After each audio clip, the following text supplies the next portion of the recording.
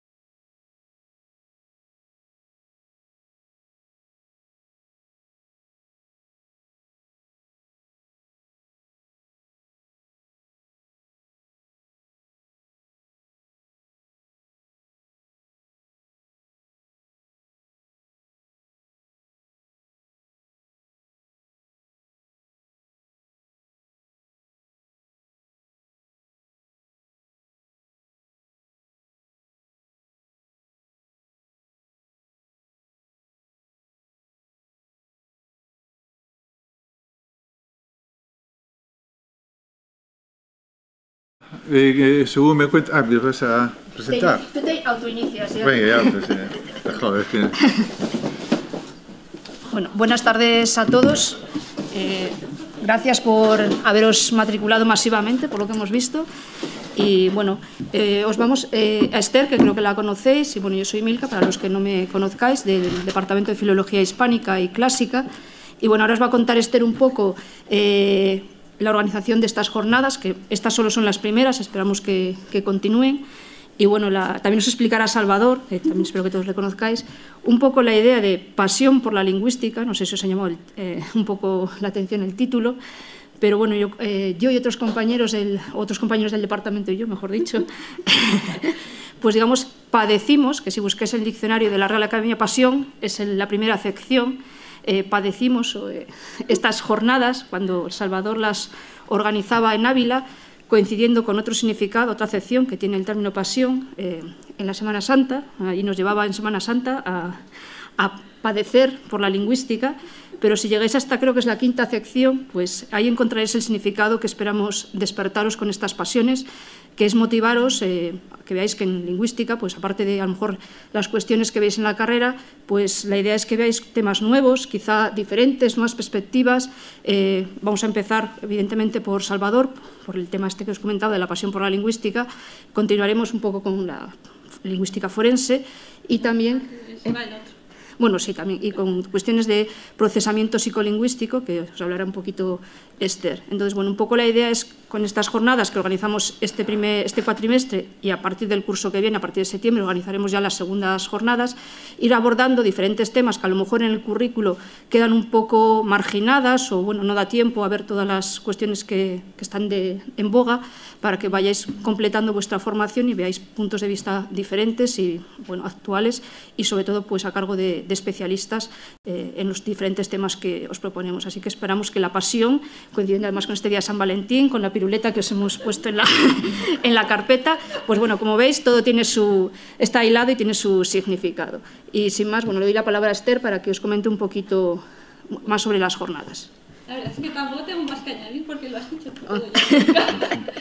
Pero bueno, la idea sí, a mí, bueno, cuando todos mis compañeros me comentaron de estas jornadas que organizaba Salvador en Ávila con ese nombre, dije, tenemos que volver a hacer algo con el mismo título porque a mí me pareció muy llamativo al menos, ¿no? Entonces, pues eso, planteamos un poco estas jornadas con la idea que ha comentado Milka, de ofrecer, enseñaros algunos aspectos sobre la lingüística que quizás en la carrera, por el límite de tiempo que hay, pues obviamente no nos da tiempo a abordar todo. Entonces la idea era eso, ofreceros por parte de especialistas en diferentes ámbitos dentro de la lingüística temas más novedosos o temas que en clase no nos da tiempo a abordar. Y eso es, empezamos con este primer ciclo y esperamos que en septiembre continuar con el segundo y ya hacerlo durante todo el curso académico. Esta vez solamente nos ha dado tiempo a abordar el segundo cuatrimestre, pero bueno, el próximo ya haremos primero y segundo desde el principio. Y sí, bueno, tenemos la primera conferencia que obviamente tenía que ser Salvador quien la inaugurase, no podía ser de otra forma. Y la segunda, que va a ser ya en marzo, que va a tratar sobre psicolingüística o bilingüismo, más bien abordado desde el ámbito de la psicolingüística. Y vendrá José Manuel Igoa González, que es profesor en la Universidad Autónoma de Madrid. Y la última, que es la de lingüística forense, que es un tema que creo que os llama mucha atención, muchas veces nos preguntáis por el tema, así que va a venir también una chica, Irene de la Guía, que es especialista, trabaja en lingüística forense, a veces también como perito, entonces pues esperemos que os gusten todas las charlas, empezando ahora por la de Salvador. Así que... Y bueno, para no quitarle ya más tiempo a Salvador, aunque creo que todos le conocéis, y bueno, pues para nosotros en el departamento, aparte de todos los títulos que tiene, pero dentro del ámbito de la lingüística, pues ha abordado todos los campos, ¿no? Desde la fonética y la fonología, la semántica, la pragmática y bueno, la sintaxis, que es sobre el que va a centrar esta charla, entre otras cuestiones. También sabéis que es académico de la lengua y bueno, pues está inmerso en todos los proyectos de la academia, en todas las obras, diferentes proyectos para bueno, pues justificar un poco, poner en valor la lengua española, tanto como lengua materna como lengua extranjera. También ha participado pues, en su momento en el plan curricular del Instituto Cervantes, para aquellos que trabajes en él, o sea que su labor no se puede resumir en unas pocas palabras, básicamente es un sabio y bueno, espero que podáis disfrutar de sus palabras, en este caso pues relativas. Bueno, pues buenas tardes, muchísimas gracias Milka y Esther por haberme invitado, gracias por la presentación. Los méritos simplemente son méritos de edad, de viejo, así que los ponéis a un lado. Me pedía que explicara un poco lo de la pasión por la lingüística.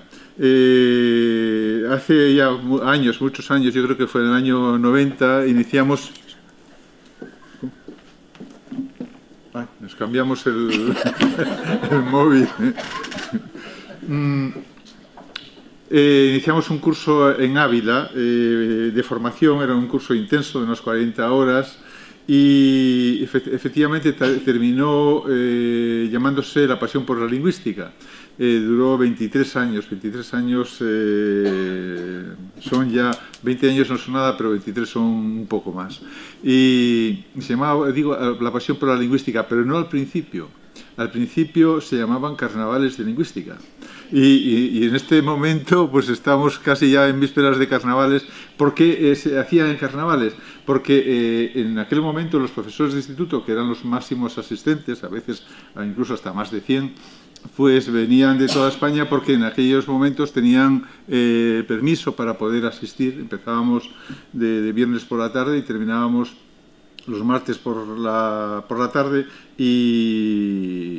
pero eran cursos muy intensos. Yo creo que tengo muy buen recuerdo de ellos y pues, me alegra enormemente que estos cursos continúen.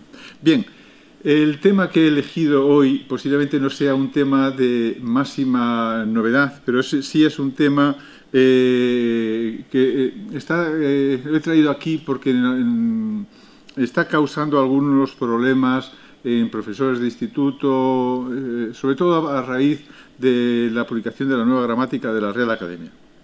Inicio con esta imagen, que es una imagen que trata de reflejar una antigua historia que cuenta Algacel, en el que hablaba de una serie de ciegos a los que se les pide que definan un elefante. Se acercan al elefante y el que palpó la oreja decía que era un cojín, el que palpó su pata decía que era una columna y el que tocó el colmillo aseguró que era un cuerno gigante. Cada uno daba su perspectiva, daba aquello que podía percibir por los sentidos, en este caso del tacto, pero daba cada uno su visión. Evidentemente ninguno se parecía a lo que era el elefante, pero daba su visión. Lo mismo que cuando nos asomamos a una ventana, cada uno da su visión. Aquí vamos a tocar las subordinadas de relativo. Y lo hago porque en estos momentos hay cierta confusión, porque hay ciertas visiones distintas de los relativos y conviene tener todas las perspectivas para saber por dónde van los tiros o cuáles son los fundamentos de que uno diga uno, otro diga otro y cada uno defiende su postura. Yo voy a defender, pues naturalmente, la mía, pero con argumentos, no con imposición. Cuando hablamos de las subordinadas, diferenciamos dos tipos de subordinadas.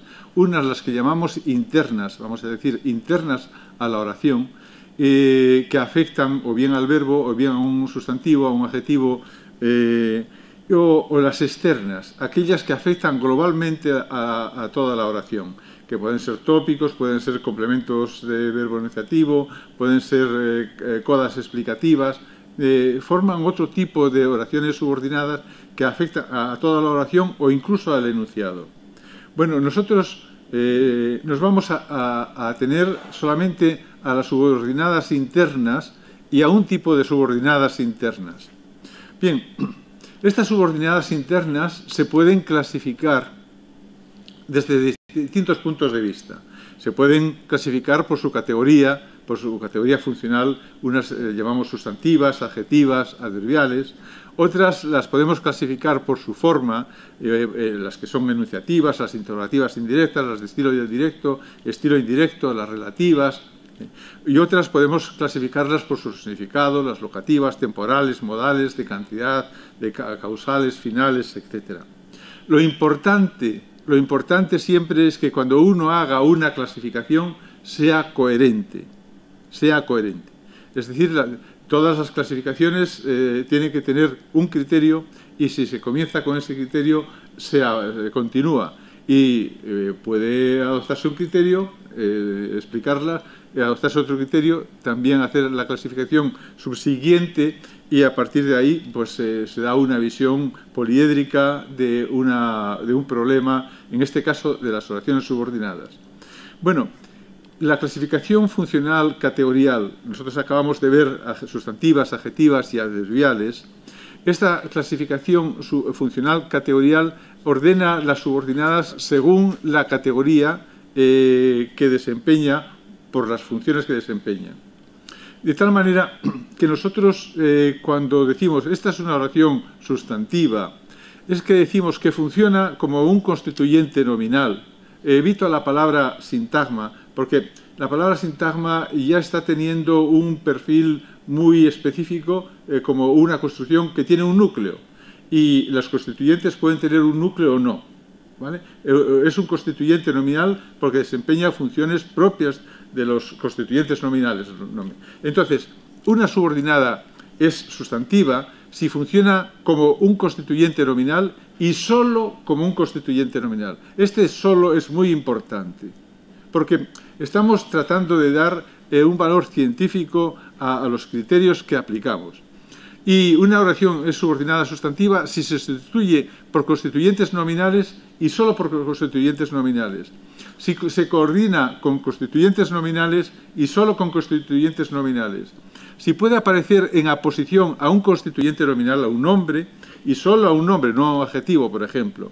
Si en las construcciones de énfasis de relativo, en las ecuacionales que decimos nosotros, se comportan como sintagmas o como constituyentes nominales. Es decir, que no es una decisión cuando nosotros decimos esto es una sustantiva, no es una ocurrencia, sino que tenemos que, si nos preguntan, demuestra, y se puede demostrar, y se demuestra con datos empíricos, ahí están. Bueno, lo mismo la adjetiva o lo mismo las adverbiales. Funcionan como, se sustituye por, se coordina con, van a posición con, o en las énfasis, en las construcciones enfáticas de relativo se sustituyen por oraciones propias adverbiales en este caso. Bien, la primera clasificación que seguimos, que es la tradicional, clasifica las subordinadas internas en sustantivas, en adjetivas y en adverbiales. Es decir, esta es la categoría funcional, sustantivas, adjetivas y adverbiales. Bueno, eso, luego, a partir de ahí, las oraciones sustantivas pueden adoptar esquemas formales distintos. Unas son las sustantivas con que llamamos sustantivas de certidumbre, porque el hablante expresa la certidumbre de lo que va a ocurrir, o del sí, las interrogativas indirectas de incertidumbre, las interrogativas totales, parciales, las de estilo directo, de estilo indirecto, y también dentro de las sustantivas se clasificaban algunas construcciones que incluían relativas, las que llevan, por ejemplo, el artículo delante, lo que dice, o cuanto dice, o quien piense así. Este tipo de relativas, hay un tipo de relativas que incluyen y que tienen, ya explicaremos por qué, pero que se comportan como sustantivas.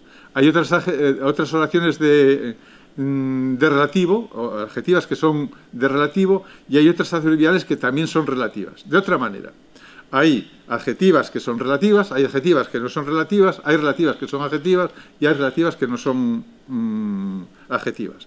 Por lo tanto, no son clasificaciones distintas, no son clasificaciones emparejadas, correspondientes, ¿no? Bien, esa era la clasificación que nosotros hemos heredado, que venimos explicando así. Sin embargo, en la gramática académica, en el glosario, incluso la que yo dirigí, que sigue las pautas de la gramática grande, dirigí la básica, la clasificación es distinta. Se habla de las oraciones sustantivas, como es un criterio categorial, y a partir de ahí se habla de las relativas libres, las relativas con antecedente expreso, las relativas libres que se corresponderían con las adverbiales, las de dónde, cuánto y cómo. Y se evita hablar de las oraciones adjetivas y se prohíbe prácticamente hablar de las oraciones adverbiales. Bueno, esta clasificación, tal como está, es una clasificación que no merece aplauso, porque mezcla criterios. Es decir, por un lado está oraciones sustantivas, que es un criterio categorial, y por otro lado relativas, que es un criterio formal. Es decir, desde el punto de vista de la clasificación, es una clasificación que está mal hecha. Simplemente mal hecha. Entonces, seguimos. Bueno, cuando se clasifican formalmente las oraciones de relativo, se clasifican las relativas en dos subclases. Una, las que tienen antecedente expreso, y otras las relativas sin antecedente expreso. Bueno, las relativas con antecedente expreso serían del tipo de la que vemos aquí. No sé si se ve bien desde atrás. Se ve bien la pantalla, ¿no? Vale. Por ejemplo, la niña que lo ha dicho. Que lo ha dicho sería una relativa que tiene un antecedente expreso, que es la niña. O la casa donde nacimos, es una relativa que tiene antecedente expreso, que es la casa. Pero hay otras relativas sin antecedente expreso, y se clasifican en dos tipos, las semilibres y las libres. Las semilibres serían del tipo la que lo ha dicho, y las libres sería quien lo ha dicho. Bueno, la denominación de libres, semilibres, para mí no tiene ninguna transparencia de contenido, no se corresponde con nada. Se las denomina así, pero porque en un caso pues, se puede aparecer el antecedente y en otro caso no aparece. Pero lo importante que hay que decir que esta clasificación está también mal hecha. está mal hecha. Porque cuando se habla de las relativas con antecedente expreso, se habla de que lo ha dicho. Cuando se habla de las relativas semilibres, lo que se está clasificando es hablando de la que lo ha dicho. Ya hay ahí un elemento más, es decir, la relativa sería que lo ha dicho. ¿Lo entendemos? Es decir, la que lo ha dicho es una construcción que incluye una relativa, que es distinto. Es distinto. Y quien lo ha dicho pasa lo mismo. Es una construcción que incluye una relativa y un artículo, porque quien, ya lo veremos, es siempre sustituible por el que. Vamos, el, la, los, las, que. Por lo tanto, aquí esta clasificación también está mal hecha. Las cosas como, es decir, clasifica, no es una clasificación homogénea. Por lo tanto, pero es que digo esto porque luego se dice, es que las relativas libres son sintagmas nominales. Claro que son sintagmas nominales. Llevan artículo, y las semilibres también son sintagmas nominales. Claro, y las con antecedente expreso no lo son. No lo son porque tienen un antecedente y tienen una función adjetiva. Es decir, esto, que es una mala clasificación, ha llevado a afirmaciones que son erróneas. Por lo tanto, cuando estamos en sintaxis, tenemos que ir siempre con el bisturí. Es importante marcar bien las líneas, marcar bien las fronteras, porque si no, cometemos errores que luego pagamos de una manera muy cara. Muy cara. La sintaxis es una disciplina fabulosa, es una disciplina que desde un punto de vista para el análisis, para el desarrollo de la lógica, para el desarrollo de la comprensión de las relaciones, es capital. Es tan importante casi como las matemáticas o como la filosofía. Es decir, para pensar es una disciplina hermosísima, pero hay que aplicar los criterios bien aplicados. Bueno, vamos a ir viendo. No, ya os advierto, no nos va a haber tiempo a verlo todo, pero trataré de ir siguiendo para que se pueda ir entendiendo. Luego creo que va a quedar grabado, si lo queréis consultar, pues podéis consultarla, repasarlo, ¿no? Bueno, cuando tenemos las que llamábamos de antecedente expreso, son la medicina que toman, la cueva donde habitan, los compañeros con los que sale, etc. Estas tienen, como veis, todas tienen un antecedente, un sintagma nominal, y cualquiera sea el relativo, puede ser un que, puede ser un adverbial, con preposición, sin preposición, con cuyo, etc. Cualquiera sea el relativo, estas son constituyentes adjetivales. Ya veremos que tienen ese valor adjetival y que lo trataremos de mostrar. ¿Qué pasa con las llamadas relativas semilibres? Esas que incluyen el artículo o un determinante, el artículo más. Entonces, lo que se dice de ellas es que esas relativas tienen un antecedente tácito, elíptico. Vamos a ver, la elipsis en sintaxis es una posibilidad, es un criterio, pero es un criterio que hay que manejar siempre con objetividad. Es decir, cuando nosotros acudimos a la catálisis, que es la función, la operación distinta e inversa a la elipsis, tenemos que tener criterios. No podemos sacar conejos de la chistera. Tenemos que aducir a un criterio. Bueno, el caso es que en muchos casos, en estas relativas llamadas semilibres, que la relativa sería simplemente esta parte que tiene que más oración y el otro es otra cosa distinta, puede tener un núcleo tácito, elíptico o no. Hay casos en los que es recuperable y otros casos en los que no es recuperable. Bueno, estas relativas se comportan como las otras. Es decir, la parte de relativo con el que es una oración adjetiva como el resto de los casos. Ya veremos también los criterios para determinarlo. Y el núcleo, si está, es el núcleo. Si hay un núcleo, entonces estas relativas de que más oración de relativo, estas relativas serían como las que tienen antecedente. No se diferenciarían absolutamente en nada. Pero hay casos en los que no podemos tener antecedente. Y esos, veremos, son casos como los que tienen el neutro, por ejemplo. Si tenemos las que nos saludaron anoche, aquí las que nos saludaron anoche, si este que está aquí, este sustantivo, está muy presente y lo podemos restituir, podemos decir que es el núcleo, que lo restituimos y que nos saludaron anoche es una oración adjetiva. Y la que tiene esa niña tan simpática, lo mismo, es una oración adjetiva. Y el núcleo sería este X que reflotamos, que rescatamos, que catalizamos. Pero esto no siempre es posible, por eso pongo esto entre paréntesis. Y además hay casos en los que es imposible. Con el artículo neutro lo es imposible. Ahí no podemos restituir ningún núcleo. ¿De acuerdo? Entonces, si yo tengo lo que haya de ocurrir, ahí no puedo decir que tenga un núcleo tácito, porque no. ¿Es adjetiva? Sigue siendo adjetiva. ¿Sí? Porque va a ser, puede someterse a las pruebas de una oración adjetiva, ser sustituible por un adjetivo, coordinable con un adjetivo, bueno, seguir las pruebas propias de la determinación. Por lo tanto, es un constituyente adjetival. Entonces, cuando se analiza estas oraciones, vamos a llamarlas, seguirlas llamando semilibres, para estar en la misma posición, se dice que el núcleo es el elemento tácito, pero no siempre puede serlo, con lo cual ese criterio no es válido. Bueno, hay se adopta otra solución. La solución segunda es decir, vale, dicen, de acuerdo, no se puede aplicar porque hay casos en los que la aplicación de esta regla no es universal, porque hay casos en los que no se puede sustituir, y algunos dicen, bueno, lo que ocurre es que el artículo en realidad funciona como un pronombre.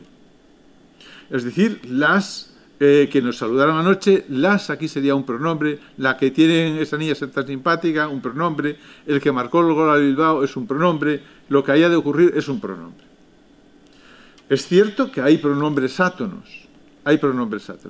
pero considerar que estos son pronombres, aparte de que el paradigma es distinto, el paradigma de los átonos son le, la, lo, los, las, mientras que aquí es el, la, lo, los, las, el paradigma es distinto. El paradigma de los pronombres es distinto del artículo. Es que los pronombres nunca tienen complementos especificativos. Un pronombre átono jamás tiene complementos especificativos. Y aquí tendríamos que decir que estas oraciones de relativo funcionan como complementos especificativos del artículo. Lo cual, eso arruina también la argumentación. Por otra parte, si nos fijamos, cuando hay un artículo dentro de una oración de relativo, decimos lo que dicen. Y cuando es un pronombre, el pronombre sustituye al constituyente. Lo que dicen lo repitió. Ese lo repitió, ese sí es un pronombre, y sustituye a todo el constituyente, a toda la función. Por lo tanto, el primer lo no era pronombre, porque no se comporta totalmente distinto del que sí es pronombre de complemento directo lo. La tercera opción es una opción que muchos autores desechan, porque la ven como algo tradicional, que no lo es decir, es tradicional, pero ha sido defendida por Tenier como un autor que se está revitalizando en muchos ámbitos, es decir, que es el concepto de transposición. El concepto de transposición admite que determinados elementos unidos a otros ayudan a cambiarle la categoría, a modificar la categoría. No a cambiarle, sino a formar una construcción nueva que pertenece a otra categoría.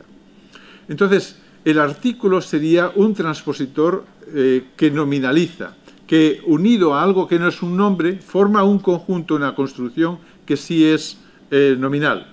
Si admitimos que el las, la, el, los o lo, todos estos artículos, ante una oración de relativo, funcionan como transpositores, lo que estamos diciendo es que la unión de este artículo transpositor más este constituyente adjetival forma un constituyente de carácter nominal. Y la prueba es que siempre que tengamos esta construcción, el resultado es un constituyente nominal que desempeña funciones nominales y solo funciones nominales, que se coordina con sintagmas nominales o grupos nominales y solo con grupos nominales, que se sustituye por pronombres, que se puede enfatizar, que se puede transponer. Bueno, tiene a todos los efectos el comportamiento de un grupo, de un constituyente nominal. Pero mucha gente no admite ese criterio. Pero no debe extrañar, incluso a los que no lo admiten. El artículo tiene unos poderes con el nombre.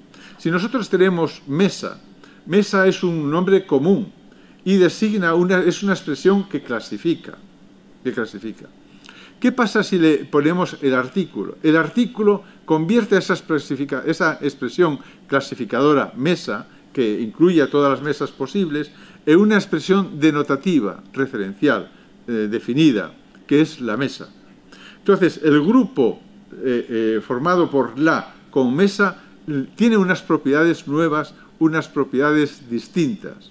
Pues lo que queremos decir es también lo mismo, que cuando tenemos el artículo con algo que no es un sintagma nominal, forma un conjunto, le dota de referencialidad y le dota de carácter nominal, como aquí.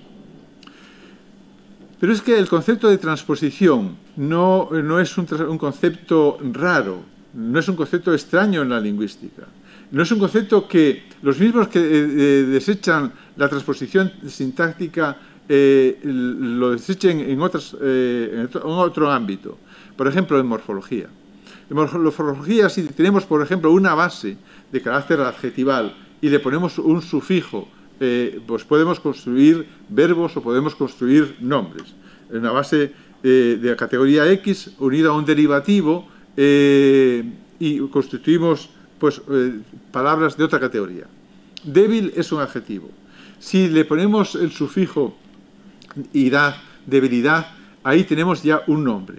Es decir, el conjunto ya pertenece a una categoría distinta de la categoría de la base.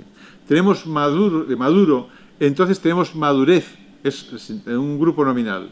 Y si tengo tonto más hería, tontería, también es un sintagma nominal. Es decir, un nombre. Por lo tanto, en morfología es algo que es el pan nuestro de cada día. Es el pan nuestro de cada día en el uso de la terminología, de los comportamientos, etc. En sintaxis pasa lo mismo.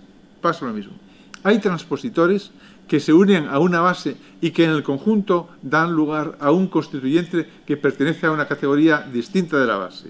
Este sería el esquema. Por ejemplo, si yo tengo una sustantivación de una oración mediante el que, dice, cuentan que los campesinos se morían de hambre. Entonces, los campesinos se morían de hambre, eso es una oración. Y si le ponemos que ahí y forma que es un transpositor, el conjunto que los campesinos se morían de hambre ya no es una oración. Esto, fijaos, esto constantemente se está incidiendo en este error grave, que no es grave, sino gravísimo. Es de no saber pasar el bisturí. Es decir, los campesinos se morían de hambre se comporta como una oración, siempre. Que los campesinos se morían de hambre no es una oración, es algo que tiene dentro una oración, pero es una construcción que no se comporta para nada como una oración. Se puede comportar como un sustantivo de verbal, es decir, que tiene relaciones, pero ya no es una oración. Eso también tiene que quedar bien claro. Por lo tanto, lo mismo, si tenemos los débiles, ahí es un artículo, débil es un adjetivo, el conjunto, los débiles ya es un sintagma nominal, los muy débiles, etcétera, etcétera. La comprobación con todas esas pruebas de las que habíamos hablado. Bueno, hasta ahora he manejado que las adjetivas, cuando tenían antecedente nominal, eran adjetivas. Bueno, este término, en los gramáticos formales, estos términos de carácter funcional, cuando pueden lo evitan. Y el caso de las adjetivas y de las adverbiales, veréis que está evitado. Si leéis la gramática de la academia o el glosario, veréis que se pasa, veréis algunos autores que han trabajado mucho, como José María Brucar, lo pasan y justifican que lo pasen.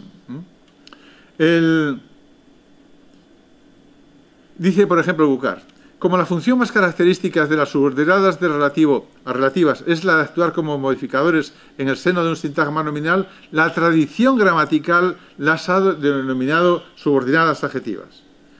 Dice, se trata de una caracterización funcional que parte de la idea de que cualquier complemento nominal tiene valor adjetival.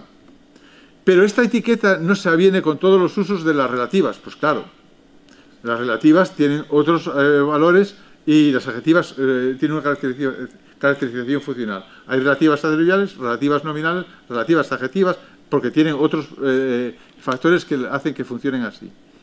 Y dice, pues entonces, con eso se olvida, con este argumento, ya no se trata más del valor adjetival de las oraciones de relativo. Con lo cual, se echa por la borda, es decir, no se trata de explicar, no se explica un comportamiento de gran importancia. Tú puedes decir que es de relativo, y estamos todos de acuerdo, todos lo venimos diciendo, etc. Pero negar o no considerar que tienen un valor adjetivo, eso es tirar por la borda o dejar de explicar o dejar en la sombra un amplio campo dentro de la lingüística. Un amplísimo campo dentro de la lingüística. Bueno, la respuesta es que tiene todos los comportamientos de las adjetivas, la medicina que toman, todas estas. Y lo que veíamos también, la recompensa que esperan es complemento nominal, se puede sustituir por un adjetivo, esperada, se puede coordinar con un adjetivo, la recompensa esperada y que desea vivamente, etcétera, etcétera, etcétera. Aquí la sustitución es la misma, los que vencieron a los romanos, los vencedores de los romanos, en todos los casos podemos ir construyendo adjetivas. Salto cosas para no repetir, no incidir demasiado. Todos los jueves estoy en una comisión en la academia de 5 a 6 y cuarto de la tarde, que es de la comisión de lexicográfica, y siempre que hay que definir un adjetivo, pues nunca tenemos ningún problema para definirlo, se hace el caso con una oración de relativo o un grupo preposicional, etc. Y así en el diccionario aparece obediente que obedece. Dice obediente, uno, adjetivo, y la definición es que obedece, es decir, una oración de relativo. Es decir, toda la lexicografía, toda la lingüística. Si yo me quito, digo, las oraciones de relativo, eso de adjetivas no tiene ninguna importancia, me estoy cargando toda un comportamiento lexicográfico impresionante. Es decir, no se puede tirar porque no convenga teóricamente o por lo que sea todo un ámbito especial. O puede aparecer también a veces herrero, persona que tiene el oficio, es decir, tiene un núcleo, pero un rasgo distintivo importante es que tiene el oficio de labrar el hierro. Es decir, es una oración de relativo, así curandero, regente, arriero, muchísimas. Es decir, me atrevería a decir miles de definiciones dentro del diccionario de adjetivos con oraciones de relativo. Entonces, es decir, no podemos cargarnos esa parte porque nos estorbe o porque indica que tenemos que entrar en un territorio que no cabe dentro de nuestra metodología. Por otra parte, la misma teoría de las relativas semilibres decía que era el artículo el que se formaba con un sustantivo implícito más una oración de relativo, el que venga, etc. Pero es que si se dice que los demostrativos son determinantes, unos, y el pronombre neutro, y lo demás, entonces tendríamos que admitir que las oraciones semilibres serían también todas las que tienen determinantes masculinos, femeninos, singulares y plurales. Porque, de tipo, aquel que maldiga a su pueblo, unos que nadie conocía. ¿Por qué?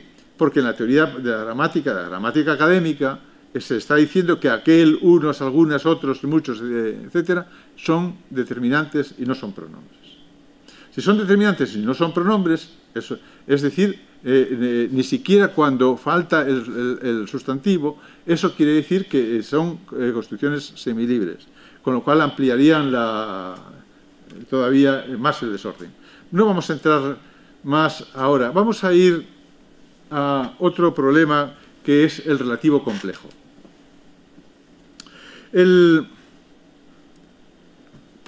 Comenzamos haciendo una reflexión que es la doble función del relativo. Aquí estamos todos de acuerdo. Todo el mundo está de acuerdo en que el relativo es un elemento gramatical que tiene doble función. Por un lado, hace una remisión anafórica a una palabra que llamamos antecedente, a un sintagma, a un grupo o incluso a una parte del discurso que llamamos antecedente, y por otra parte contrae una función dentro de la oración subordinada. Y la tercera función es que tiene una función de transpositor, decimos nosotros, y otros dicen subordinante. Es decir, hay una función de subordinante, una función dentro de la oración y luego una función semántica referencial de correferencia con un antecedente. Mirad, lo curioso del relativo es lo siguiente. Si yo tengo una compañera con la que trabaja, decimos que el que desempeña dos funciones. Una función R1, que es la de subordinante o transpositor en nuestra terminología, y otra función dentro de la oración a la que subordina, con la que, en ese caso de complemento circunstancial. Lo que ocurre con los relativos es que esa doble función se funde. Es decir, aparece solamente el relativo una vez. Y aparece en la parte inicial. Y aparece con los complementos que tiene la función que desempeña, en este caso con la preposición, con la que, todo junto. De tal manera que tenemos una compañera con la que R1, R2, el valor el que tiene el valor de relativo como transpositor y como funtivo, trabaja. Este hecho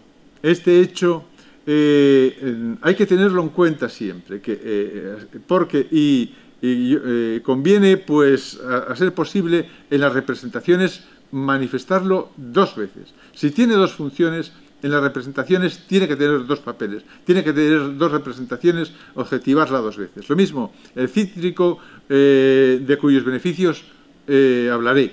Entonces, cuyos, relativo, por un lado, cuyos beneficios, otro relativo, tiene que aparecer dos veces. Por ejemplo, en un análisis con otra representación que yo creo que fue de mis primeros artículos, el primer artículo, no recuerdo, la diferencia que hay entre esos dos bloques. Es una frase del Quijote, ¿no? Aquí, la diferencia que hay entre esos dos locos, hay un valor del relativo que es el de conjunción, valor de transpositor, y el otro de un valor pronominal que desempeña la función de complemento directo de hay. Hay que representarlo. Y la oración sería que hay entre esos dos locos, el transpositor sería el otro valor del que, y todo en conjunto tendría un valor de valor adjetivo, que por eso es complemento nominal. Hay un problema que es el relativo complejo. Muchos gramáticos analizan un relativo como un relativo complejo, compuesto de un artículo y de un relativo. Tiene unas características especiales. Aquí tengo una anécdota de mi hijo mayor. Cuando era niño se quedaba siempre con mis suegros, que tenían una casa allí en Asturias, y tenían caballos, vacas, y para Reyes pidió un caballo. Y efectivamente le compraron mis suegros un caballo precioso, de juguete, grande, etcétera. Y bueno, se lo abrieron con toda ilusión. Y cuando lo vio empezó a gritar, a decir que no había derecho, que eso no era un caballo, porque si es un caballo, que no es un caballo. Y dijo, ¿pero por qué no es un caballo? Y dice, es que no tiene moscas. Es decir, él veía que las moscas para el caballo era esencial. Y hay veces que se ven cosas que están juntas porque aparecen juntas y se cree que forman como una unidad, ¿no? Entonces, lo que intento decir es que que llamamos el relativo complejo es un caballo con moscas. Se entiende así mejor, ¿no? Bien, aparecen cuando veáis determinadas gramáticas, gramáticos, etcétera, aparece, se dice que hay unos relativos simples que son qué, quién y cuánto, y que hay unos relativos complejos que son el qué y el cuál. Y son relativos complejos porque se componen del artículo más qué, y son relativos simples porque qué, quién y cuánto pues se comportan con... Bueno, para decir que son relativos complejos hay que decir que tienen, esos dos elementos son solidarios, no son separables, no tienen una función cada uno distinta, no son, es decir, están siempre juntos, forman como conglomerados entre los cuales hay una llamada relación de interdependencia. Bueno, es lo que vamos a tratar de ver si es así. La hipótesis de la que parto, lo que voy a tratar de mostrar es que lo que ellos llaman relativos complejos, el qué y el cuál, en realidad son relativos simples. Y que los relativos simples, como quién y cuánto, en realidad son relativos complejos. Es decir, es la visión un poco al revés. Pero bueno, hay que... lo vais a entender perfectamente. Bueno, ese es el objetivo. Es decir, la visión, para quienes dicen que el relativo es complejo, en ejemplos como la ventana desde la que vigila, la que formaría un relativo complejo, el río en el que nos bañábamos es un relativo complejo, una hija por la cual se desvivía, un abuelo con el cual jugaba al mus. Es decir, estos relativos complejos se dan en una circunstancia muy específica. La circunstancia específica es la siguiente, que tienen un antecedente y el relativo qué o cuál tiene como, es correferente con el antecedente. Es decir, la ventana y que designan a la misma realidad. El río que de la misma realidad, hija, cuál, etc. Bueno, entonces solamente se dan en esa circunstancia, lo cual ya es un poco sospechoso, porque puede que sean configuradas por culpa del relativo es decir, el análisis que vamos a proponer es que aquí el relativo funciona distinto del artículo con el que aparece en estos contextos junto. El primer problema que encuentra sobre todo el relativo, el qué, es que el artículo a veces desaparece. Y si nosotros tenemos en la noche en la que llegué al Café Gijón, que no es la novela de Umbral, es el último, se puede decir la noche en la que llegué al Café Gijón, o la noche en que llegué al Café Gijón, o la noche que llegué al Café Gijón. Entonces, si yo tengo la noche en la que llegué al Café Gijón, lo analizo como un relativo complejo, la que me costaría mucho explicar por qué se suprime o se puede suprimir. Y me costaría más explicar que si falta la preposición sería imposible incluso restituirlo. ¿Os dais cuenta? Es decir, mal puedo decir que forma un conglomerado cuando se puede elidir, cuando se puede eliminar. La nueva gramática de la Academia tiene una relación de las preposiciones, los contextos, etcétera, etcétera. Pero el hecho es que nosotros no podemos sostener que eso forma un conglomerado, que hay una relación de interdependencia si uno de los dos cae. Por lo tanto, vamos a ver ahora otra prueba. Es un razonamiento un poco más largo, pero merece la pena. Porque cuando nosotros en sintaxis razonamos tenemos que acudir a criterios y tenemos que mover bien las fichas para argumentar. Hay casos que podemos denominar de disociación funcional del relativo. Aquí falta una R. Bueno, no puedo cambiarlo. Del relativo complejo, artículo más que. Hay veces que hay una disociación funcional. ¿Qué quiere decir esto? Nosotros decíamos que el relativo desempeña dos funciones. Una como transpositor y otra como funtivo dentro de la oración subordinada. Pero que en la secuencia se juntan y aparece una sola vez. Pero hay casos que no son muchas veces normativamente aceptables en las que hay una disociación Y esa disociación, por ejemplo, el caso, un corredor al que hay que tener en cuenta, perfecta. Pero podemos decir, se dice, un corredor que hay que tenerle en cuenta. ¿Ahí qué ha pasado? Que el que como transpositor aparece y el como funtivo aparece como pronombre. Un paciente que le habían trasplantado corazón, una empresaria que le habían concedido una medalla.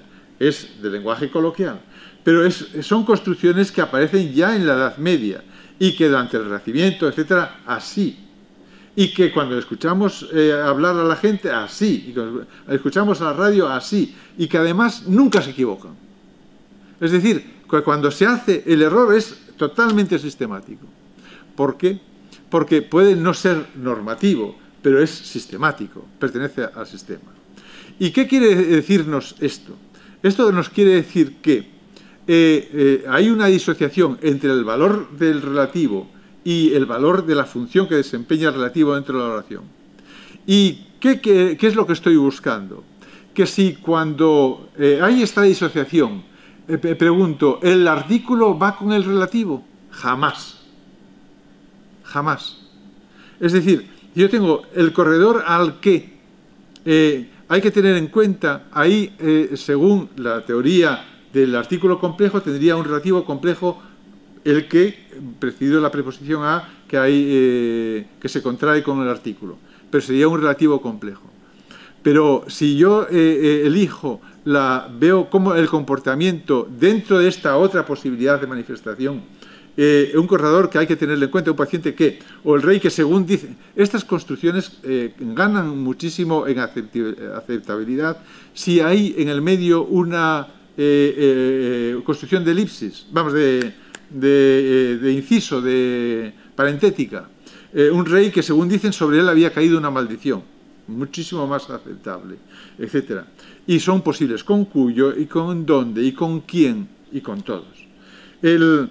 Entonces, si tengo ese político de cuya palabra la reina nunca se fiaba, es una perfecta, está normativamente perfecta, pero cuya, es decir, tiene un valor aquí como relativo, y en este caso, cuya tiene otro valor como determinante dentro de la acción subordinada. Y no tenemos ningún inconveniente en verlo, en que tienen esas dos funciones. Bueno, pues ese político que la reina nunca se fiaba de su palabra, pasa lo mismo. Ese que aparece desnudo, y aquí en vez de ser cuyo, aparece su. Y una casita desde la que Messina manejaba la mafia está perfectamente construida normativamente, pero podemos decir, una casita que desde ella Messina manejaba la mafia, lo oí en la radio, o sea, es decir, no hace tanto, es decir, ahí aparece disociado el valor del relativo con el valor de la función que desempeña. De tal manera que aparece, sería el transpositor y no lleva artículo. El relativo no lleva artículo en esa función y aparece ahí como desde ella como un elemento pronominal. Un profe al que los alumnos llamaban Atila, un profe que los alumnos le llamaban Atila. Lo mismo, el que aparece disociado y el que no lleva el artículo. Por lo tanto, podemos, incluso aparece una escuela de donde salieron varios genios, es decir, una escuela que de ella, o según dicen de ella salieron varios genios, es decir, perfectamente normal si introducimos un inciso ahí. Pues, por lo tanto, ahí tenemos que son estructuras perfectas, perfectamente gramaticales, es decir, y que son sistemáticas, y que esto nos permite mostrar y demostrar que no se trata de un relativo simple, es complejo, sino que es un relativo simple y que el artículo ahí está por otras razones. Bueno, ¿qué es lo que pasa con cuál? Con cuál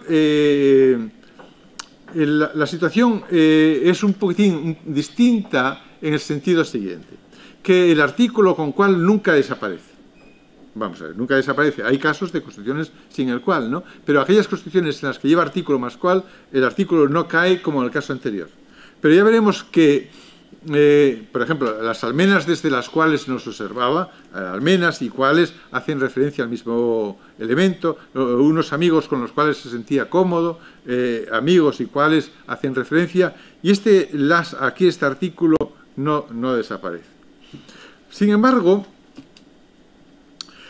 aquí se ve bien la época en la que vivimos, la época en la que vivimos, podemos decir la época en que vivimos, el día en que tú naciste, el día que tú naciste, pero si lo sustituimos por el cual el artículo no cae, no desaparece.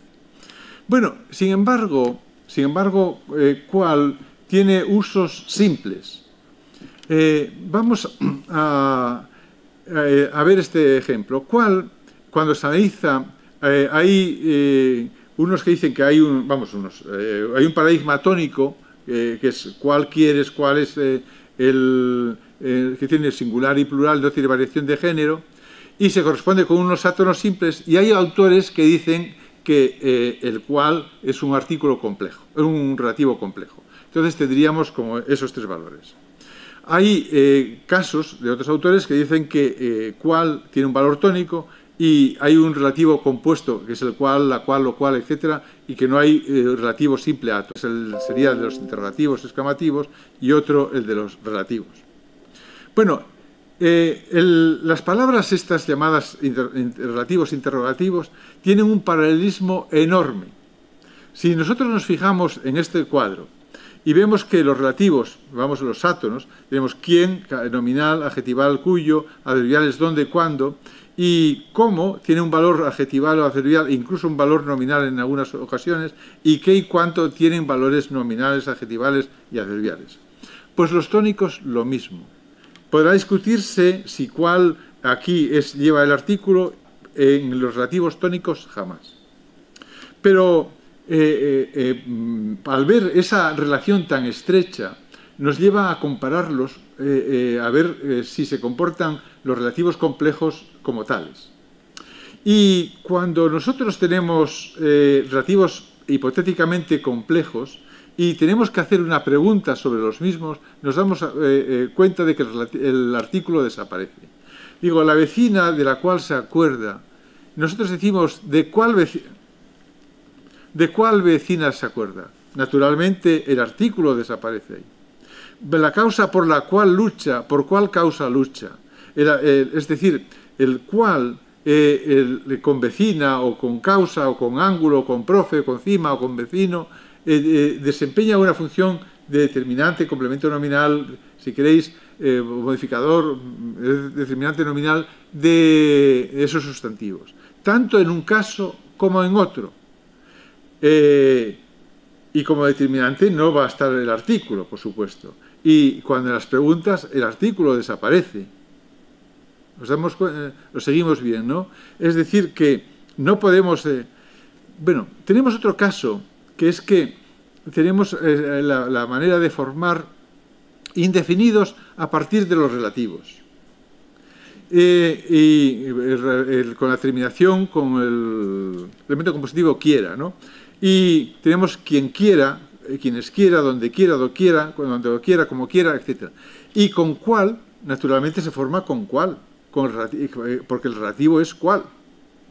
Lo que estamos diciendo es que el relativo es cual. Y si aparecen determinadas construcciones en determinados contextos con el artículo, es por algo, por otra razón. Pero el relativo es cual.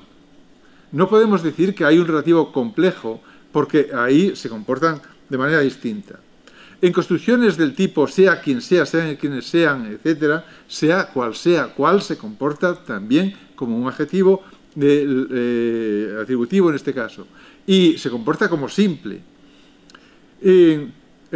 Podemos coordinarlo, es decir, sea legítimo, tiránico o cual sea su poder, ahí cual se comporta como un elemento adjetival, como legítimo, tiránico, etc. Teologales, cardinales o cuales sean. Es decir, el cual no es un relativo complejo. Tal cual. ¿Qué es lo que pasa ahora con las disociaciones que veíamos antes? Que nos servía para demostrar que el relativo es simple, no es un relativo común. Pues pasa lo mismo. Si digo, esa casita desde la cual se dice que Mesina dirigía a la mafia, ahí podemos convertirla, esa casita que se dice desde la que según se dice o desde ella Messina dirigía a la mafia, o desde la cual dirigía a la mafia. También descomponemos el relativo en dos. Unos hijos que, según aseguran, por los cuales daría la vida. Aquí el que asume el valor de transpositor y por los cuales el valor de la función. Aquella ventana que dice la leyenda que por la cual contemplaba el paisaje o que por ella contemplaba el paisaje, en la cual ahí está teniendo un valor el artículo como de sustantivador, ya lo veremos. Esto es de un papel de propaganda del municipio de Jiménez, donde soy, en Asturias, y estaba leyéndolo, y hay una peña que se llama Peña Mayor, y dice, cima que aparece plagada de antenas, pero que desde la cual, dice, pero que desde la cual, fijaos, que aparece plagada de antenas, un que de relativo, pero que de relativo, y después desde la cual obtenemos unas perfectas vistas sobre el pueblo de Mendreros y el Valle de Jiménez. Es decir, ahí este testimonio de las asociaciones nos demuestran que ahí tenemos un relativo simple que lleva el artículo para hacerlo referencial dentro de la función que desempeña. Esto se ve mejor, esto se ve bien cuando cual es un demostrativo, tiene usos de demostrativo. El artículo hay veces que hace que cual se comporte como un elemento referencial. Si yo digo según la cual, o según lo cual, o según esto, no tendríamos que escribirnos, o dicho lo cual, ahí no tiene valor de relativo. Pero hay otros casos en los que incluso tiene un valor demostrativo y tiene valor de relativo. Una estatua muy cerca de la cual pastaban dos ciervos. Ahí está utilizado cual ya no como átono, sino como tónico, pero relativo. Tónico relativo. Son unos usos en los cuales el cual tiene un valor referencial como, y se sustantiva, lo mismo que el mío, el mismo, el cual, la mía, lo mismo, la cual, etc. Y estas construcciones aparecen también en lo que llamamos en lejanía. Se dice que un relativo funciona en lejanía cuando no es el núcleo de la función que desempeña en la oración subordinada. Es decir, estos son dos ejemplos, uno de Mendoza y otro de Galdós, ¿no? Dice, cerca del 17, en uno de los ángulos del corredor había un grupo de 5 o 6 personas, entre grandes y chicos, en el centro del cual, fijaos, ahí tenemos centro, el cual es un complemento nominal del centro, y sigue funcionando como relativo, curiosamente. Es decir, está alejado de su antecedente, para entendernos, ¿no? Porque como antecedente es grupo de 5 o 6 personas, y cual modifica no a su antecedente, sino a centro. Lleva un abrigo oscuro por debajo del cual, ahí modifica a un adverbio. Pues lo mismo, ocurre también con cuya ayuda, que con ayuda de la cual, que con su ayuda, etc. Bueno, las disociaciones siguen mostrándonos también que cuando hay una separación de este tipo, nosotros podemos descoyuntar ese hipotético relativo complejo en dos. Y que, además, que cuando lo descoyuntamos, lo separamos, la parte del relativo, que es la propia del relativo, es simple, no es complejo. Por lo tanto, lo que he intentado demostrar es que el llamado relativo complejo, que lleva unos cuantos años sonando en las gramáticas, no es un relativo complejo, es un relativo simple. Se entiende bien la demostración, ¿no? Por lo tanto, vamos a dejar esto ahora. Bueno, voy a estar como 7 o 8 minutos y luego un cuarto de hora para preguntar. ¿Os parece bien así? Bueno, vamos a los relativos complejos. No me va a dar tiempo a acabarlo todo, claro. ¿Recordáis que se decía, había unos relativos complejos que eran el qué o el cual y sus variantes morfológicas? y que había unos relativos simples que eran quién y cuánto. Bueno, lo que intento mostrar es que estos relativos simples no son simples, sino que son complejos. Entonces, una advertencia. Una advertencia que es que en algunas gramáticas aparece que cuando dice que quién no tiene antecedente, que tiene un antecedente que es la persona que.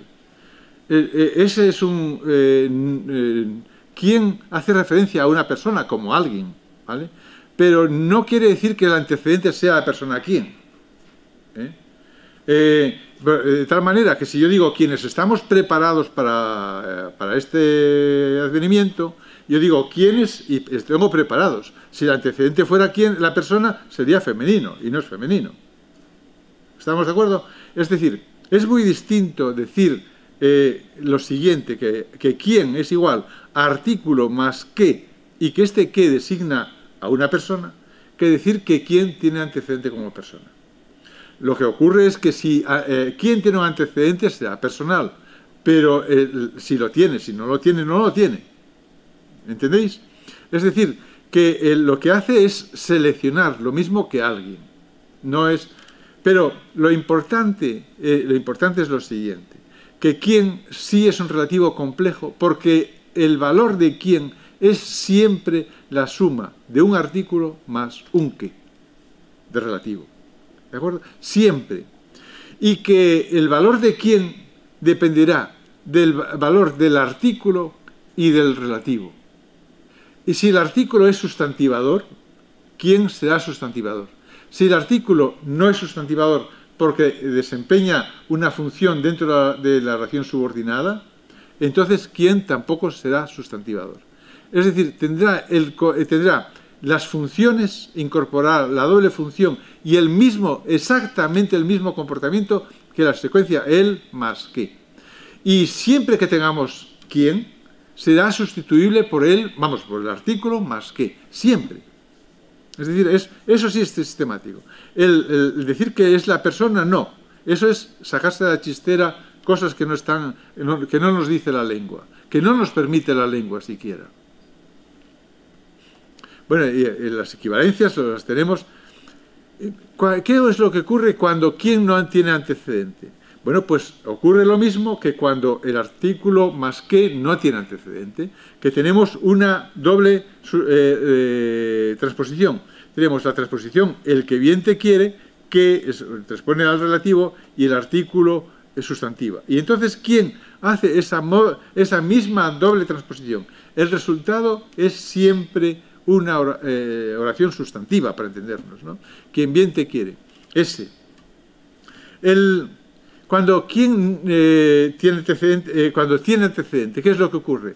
Que en esos casos el relativo no sustantiva porque acompaña al relativo en la función que desempeña en la oración subordinada, pero no como transpositor, porque como transpositor decíamos que era simple. Es decir, cuando yo tengo el artículo más que y el artículo no es transpositor, en las disociaciones no aparece con el artículo. Por lo tanto, no es doble transpositor. En esos casos es un artículo que acompaña, que determina, que hace posible en determinados contextos la aparición dentro de la oración subordinada. Pero si yo tengo los amigos con los que juega al tenis, aquí con los que el artículo no es transpositor y con tampoco, porque lo que ocurre es que el transpositor es que y con los que estamos hablando de un complemento circunstancial de compañía. Los amigos con quienes juega al tenis, pues quienes incorpora el artículo.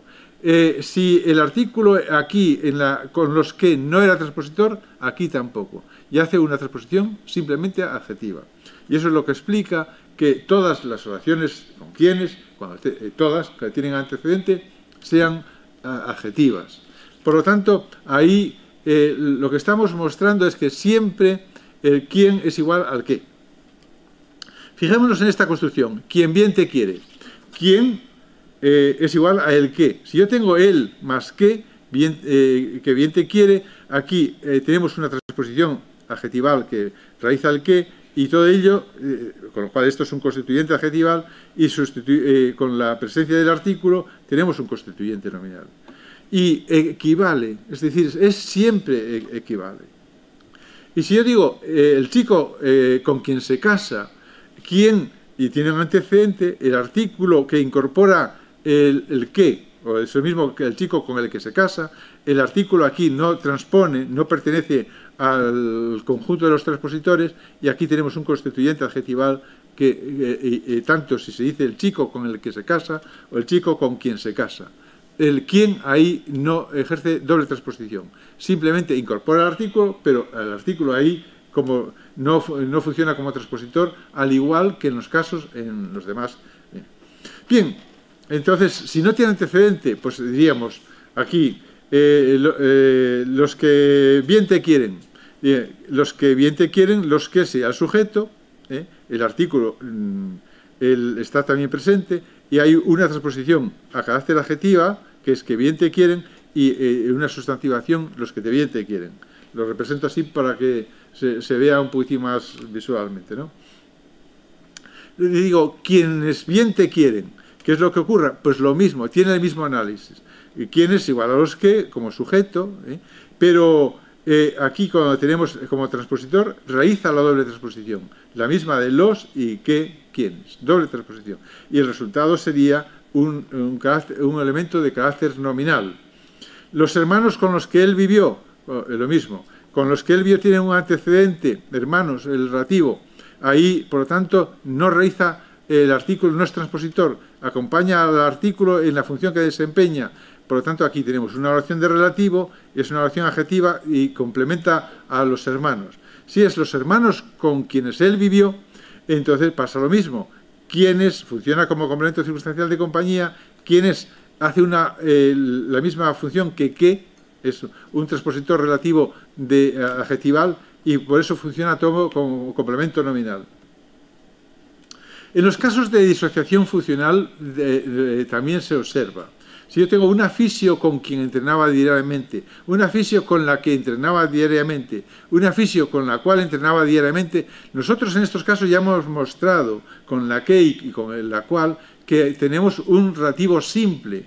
Pues lo mismo, si yo tengo una fisio con quien entrenaba diariamente, una fisio que entrenaba con ella diariamente, o según cuentan, entrenaba con ella diariamente, aquí tenemos el que también disocia este valor del relativo, y por lo tanto vemos que aquí el artículo no tiene función transpositora de ningún tipo.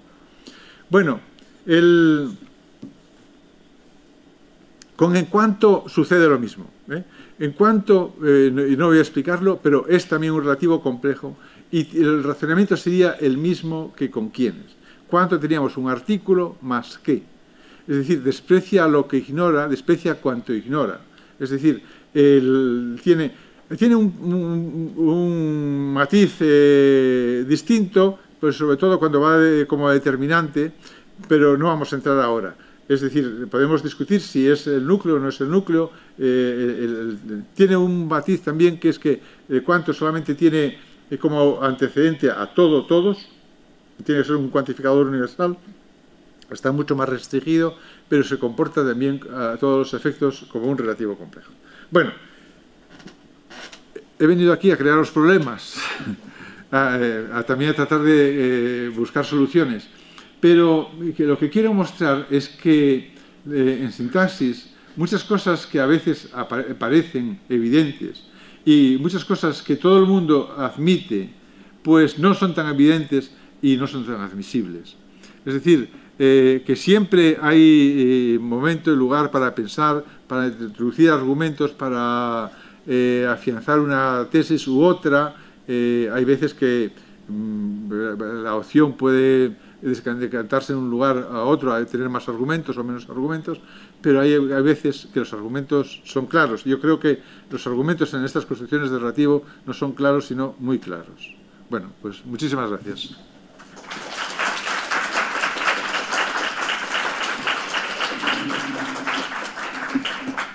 Bueno, pues ahora llega el tiempo de las preguntas. Pero la primera pregunta la hago yo. ¿Se ha seguido bien? Sí. Los de delante que no contesten, los de atrás, así que los alumnos, ¿no? Sí. Se ha seguido bien, ¿no? Vamos a ver, si os fijáis, hay ha habido varias partes. Una, la parte en la que la clasificación es heterogéneas, que son las clasificaciones que ahora están tratando de imponerse de una manera, vamos a ver, generalizada, ¿no? Yo en los libros de Anaya de texto pongo las dos para hacer una referencia, por ejemplo, a la gramática de la academia, pero el análisis funcional va al principio y el otro va en ladillo, o va después, pero en realidad no se trata de crear problemas a los alumnos, se trata de darles también pautas para analizar. Pero vosotros sois alumnos universitarios y tenéis que pensar y tenéis que tener los problemas y tenéis que tener los datos dentro, ¿de acuerdo? Ese era uno de los problemas. El otro era, ¿recordáis? El de las adjetivas. Es decir, se dice, bueno, las adjetivas no son todas de relativo, etcétera, y de hecho se da un escobazo y se tiran fuera de la puerta, ¿no? O se esconde debajo de la cortina, pero en realidad están ahí. Y la realidad en general es bastante terca y siempre afloran, ¿eh? Y no se puede decir que las de relativo no tengan un valor adjetival fundamental, porque sí lo tienen. Y por último está el problema del relativo complejo, que para los alumnos es complejo, porque ahí además no he entrado en ello porque introducen dentro de esta clase muchísimos otros casos mucho más tangenciales y crean mucho problema. Sí, las cosas simples a veces son simples, claras y más objetivas. El relativo complejo no es relativo complejo. Vale. A ver, sí. Sobre esa cuestión, hablando de la enseñanza media, ¿no hay un riesgo enorme de que de aquí a 2 o 3 años nadie sepa nada? Porque, sinceramente, yo, a ver, sé lo que me habéis enseñado aquí, nada más. Ya sabéis que soy de matemáticas, lo conocéis y, bueno, la carrera aquí y tal. Y me parece que esta sintaxis se entiende. Hasta cierto punto es sencilla. Entré en un foro de Facebook, por no olvidar las cosas, y no he vuelto a entrar, porque es que preguntan cada cosa, y veo la pregunta de profesores increíble. Y creo que mucho va por ahí, mira, yo no lo había entendido, pero por las clasificaciones, relativo simple, relativo complejo, relativo no sé qué. Sí. No, y además clasificaciones que no son homogéneas. Es decir, te dice, es que las oraciones subordinadas pueden ser sustantivas de relativo y no hay adverbiales. Y te quedas, yo me quedo, digo, ¿qué es eso? ¿Qué nueva gramática, pero de hecho va a ser la nueva gramática y tampoco por eso. Puede que... Sí, el glosario sí, también. Pero bueno, ahí... la pregunta que hacías, la pregunta tiene más profundidad, ¿no? La causa no es solo que haya despiste entre los profesores, es que cada vez hay menos, se enseña en la enseñanza media menos gramática, cada vez menos, muchísimo menos, cada vez con más problemas para el profesorado, porque incluso en las universidades cada vez se enseña, si vamos recorriendo universidades de España, ¿no? Y quién enseña, qué gramática se enseña, qué sintaxis se enseña en tal universidad, uno pues se da cuenta de que el desorden es muy grande. Si uno va a las facultades de educación y te preguntas cuánto tienen las facultades de educación de enseñanza de la lengua y de la literatura, para estos profesores que van a estar hasta los 16 años, es decir, generalmente en las facultades de educación para la asignatura Lengua y Literatura Española tienen un cuatrimestre en toda la carrera, que es Es decir, es una pena. Es una pena. Y luego, pues, merecería muchísimo, pero esto sería, como decía de la película, tema para otra discusión, ¿no? Sí, sí. Pero todos estamos bastante preocupados, porque yo creo que la gramática se le acusa de que no enseña a escribir, claro que no enseña a escribir, tampoco la retórica enseña a escribir. Es decir, se analiza para las normas de la oración, etcétera, y la retórica o el análisis de discurso te enseña también cuáles son las estructuras, te ayuda, pero escribir, hay que escribir y escribir y escribir.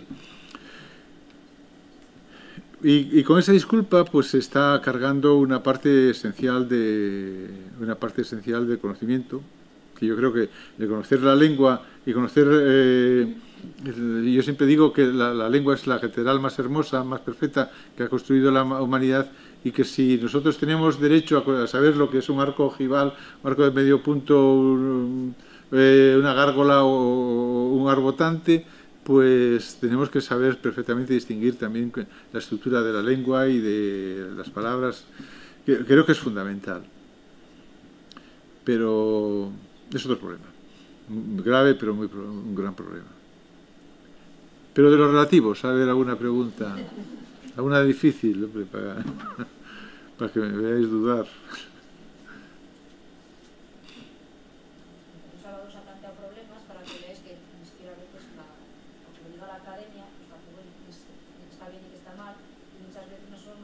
Normativas y otras las construcciones, lo que decimos los hablantes, ¿no? Entonces esas construcciones muchas veces, pues nosotros como alumnos, como filólogos, pues tenéis ahí mucho para estudiar, ¿no? Pues cosas que se puede deducir de las construcciones y que se puede ver y que nos dice eso de la lengua, como nos ha mostrado Salvador, también cómo aplicar pues, un estudio sistemático, con pruebas, con argumentos de cualquier aspecto. Aquí lo ha simplificado con los relativos, pero lo podríais hacer con cualquier otra cosa y no conformaros pues con la primera explicación que os den o que os demos, porque también nos podemos.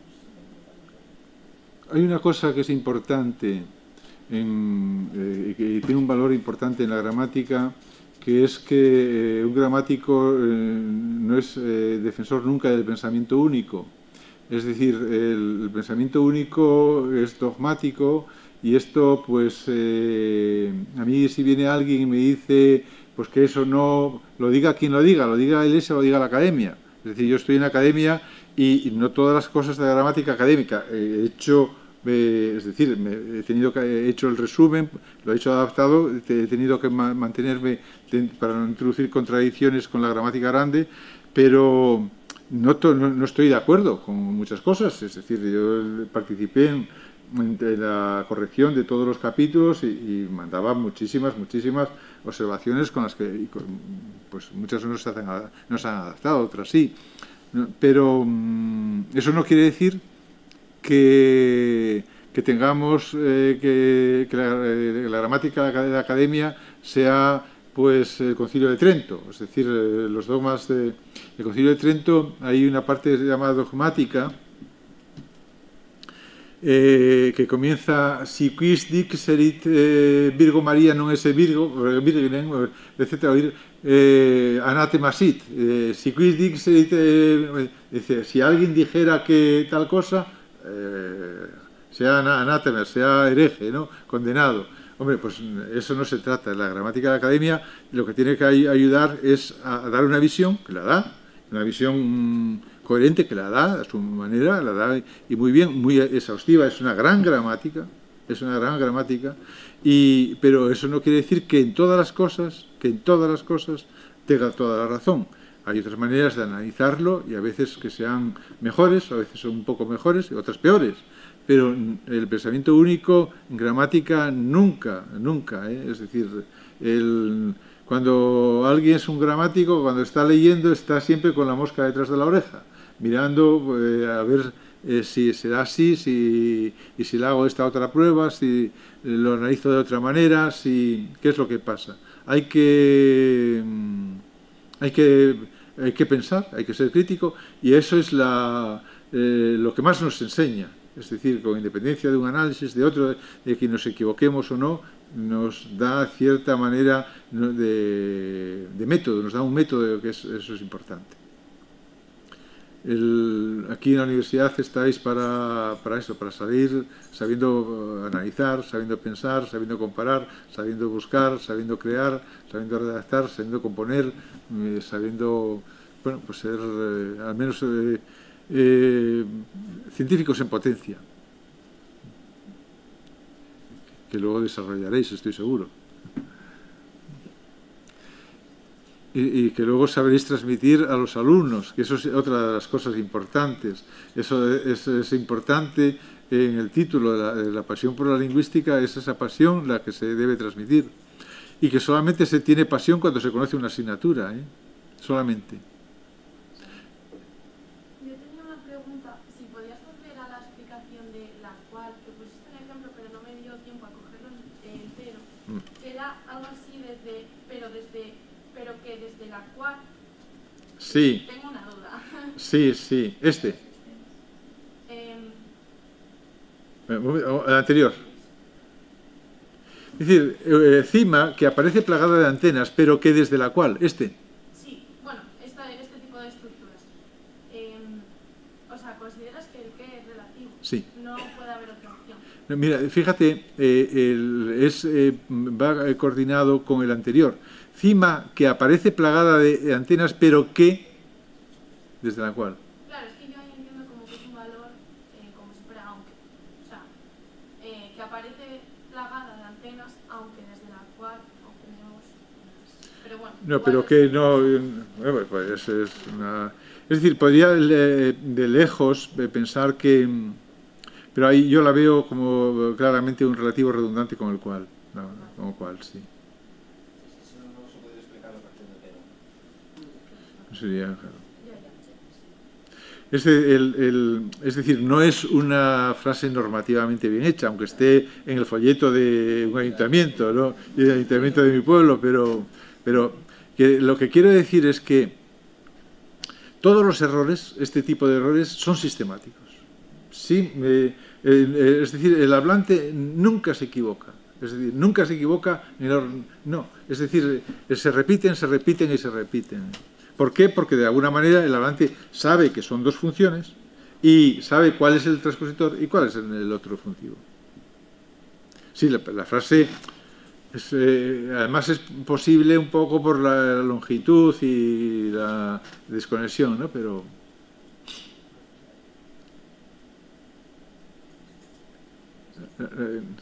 nada más, ya. Pues entonces lo vamos a dejar aquí. Bueno, pues nada, muchísimas gracias otra vez,